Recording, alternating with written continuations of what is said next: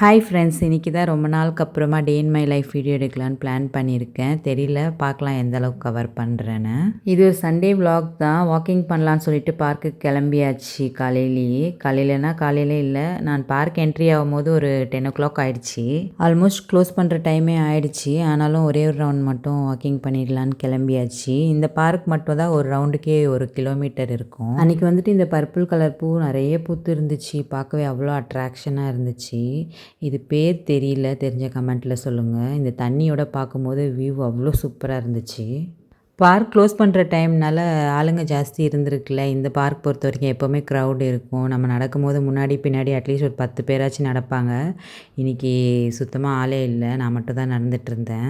இந்த இடத்துல நடக்கும்போது மட்டும் சுத்தமாக ஆளே இல்லை. முன்னாடி பார்த்தீங்கன்னாவே உங்களுக்கு தெரியும். அதனால நான் வேகமாக நடக்க ஆரம்பிச்சிட்டேன். அதுக்கப்புறம் 1-2 பேர் தெரிஞ்சாங்க. இந்த பலாமரம் வந்துட்டு எப்போவுமே பலாப்பழம் நிறைய இருக்கும். நின்று பார்த்துட்டு தான் போவேன். இங்கே ஒருத்தர் வந்துட்டு வியூவெல்லாம் நல்லா இருக்குன்னு சொல்லிட்டு நல்லா பெரிய கேமரா வச்சு ஷூட் பண்ணிகிட்டு இருந்தாங்க. கிட்டத்தட்ட ஒரு ஃபுல் ரவுண்டு முடிச்சுட்டு இது பார்க்கோட ஃபுல் வியூவு. இது ஃபுல்லாகவே தண்ணி இருந்துச்சு. இப்போ வெயில் டைம்னால தண்ணியெல்லாம் பாதியாக ஆயிடுச்சு.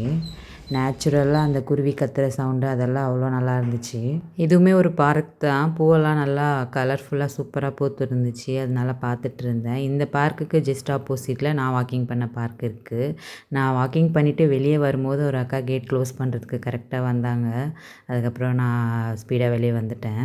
வீட்டுக்கு வந்தோடனே முதல் வேலையாக இந்த வாட்டர் மெலானை கட் பண்ணலான்னு சொல்லிட்டு கட் பண்ண ஆரம்பிச்சிட்டேன். ஏன்னா இது வாங்கி கிட்டத்தட்ட ஒரு வாரத்துக்கு மேலே ஆகுது. நல்லா இருக்காதுன்னு நினச்சி கட் பண்ணியிருந்தேன். பார்த்தா நல்லா தான் இருந்துச்சு. அந்த ரெட்னஸுமே சூப்பராக இருந்துச்சு பார்க்கவே. அதுக்கப்புறம் சாப்பிட்றதுக்கும் ரொம்ப ஸ்வீட்டாக இருந்துச்சு. இந்த மாதிரி சின்ன சின்ன பீசஸாக கட் பண்ணி வச்சுட்டா பசங்க சாப்பிட்றதுக்கு நல்லாயிருக்கும்னு சொல்லிட்டு கட் பண்ணிட்டேன். இந்த மாதிரி நானுமே சாப்பிட்டேன். பிரேக்ஃபாஸ்ட்டுக்கு பசங்க வந்துட்டு அன்றைக்கி நூடுல்ஸ் தான் பண்ணி சாப்பிட்டாங்க. அன்றைக்கின்னு இல்லை, எல்லா சண்டேவுமே காலையில் நூடுல்ஸ் தான் பண்ணி சாப்பிடுவாங்க.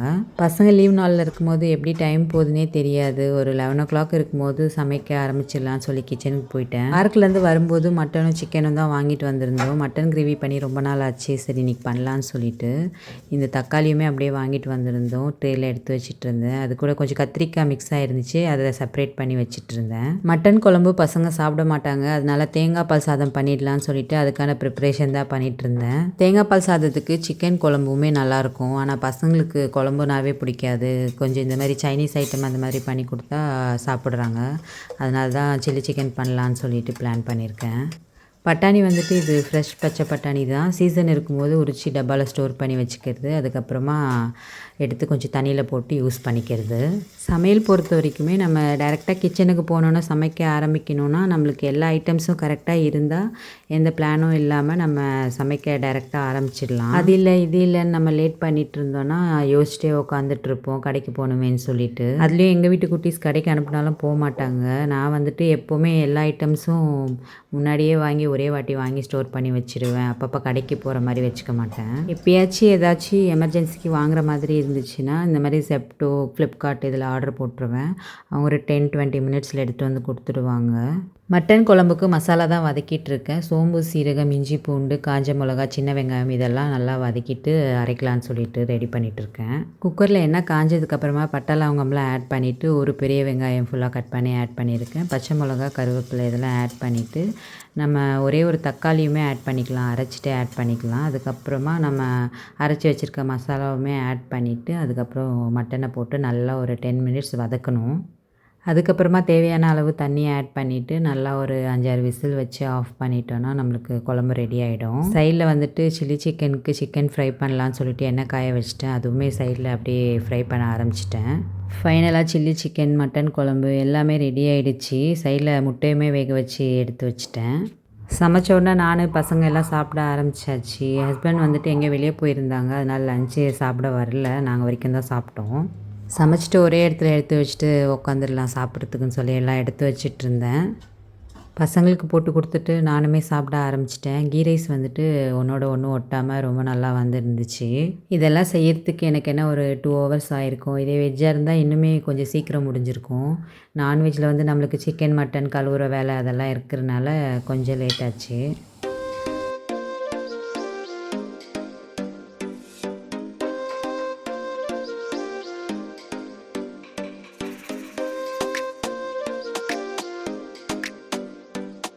1 வீக் முன்னாடி வந்துட்டு மிந்த்ராவில் ஒரு 3 பீஸ் குர்த்தா ஆர்டர் பண்ணியிருந்தேன். அது வந்துட்டு அவங்க கலர் மாற்றி டெலிவரி பண்ணிட்டு போயிட்டாங்க. அதனால அதை எக்ஸ்சேஞ்ச் போட்டிருந்தேன். அதுக்கப்புறமா நான் ஆர்டர் பண்ண கலர் வந்துச்சு. இந்த ப்ளூ தான் நான் ஆர்டர் போட்டேன். அவங்க வந்துட்டு பர்பிள் கலர் கொடுத்துட்டு போயிட்டாங்க. ஒரு 6:00 மேலே வெளியே கொஞ்சம் வேலை இருந்தனால கிளம்பியாச்சு. அந்த வேலையை முடிச்சுட்டு அப்படியே வரும்போது பொண்ணுக்கு ஹிந்தி டியூஷனுமே கொஞ்சம் பார்த்துட்டு வரலான்னு சொல்லிட்டு, அன்றைக்கி வந்து டியூஷன் லீவ் இருந்தனால ஃபோன்லேயே கொஞ்சம் விசாரிச்சுட்டு வந்தோம். வர்ற வழியில் ஒரு கிரவுண்டில் எக்ஸிபிஷன் போட்டிருந்தாங்க. அது பார்க்கலான்னு சொல்லி போயிருந்தேன். கிளாத்து இன்னும் சில ஐட்டம்ஸ் எல்லாம் இருந்துச்சு. ப்ரைஸ் எல்லாம் ஹையாக தான் இருந்துச்சு. கிளாத் வந்துட்டு ரொம்ப தின்னான கிளாத்தாக இருந்த மாதிரி எனக்கு தோணுச்சு. க்ரௌடும் நிறையா தான் இருந்துச்சு. வாங்குறவங்க வாங்கிட்டு தான் இருந்தாங்க. எனக்கு ஒன்றுமே செட் ஆகல. அதுக்கப்புறம் நான் வீட்டுக்கு வந்துட்டேன்.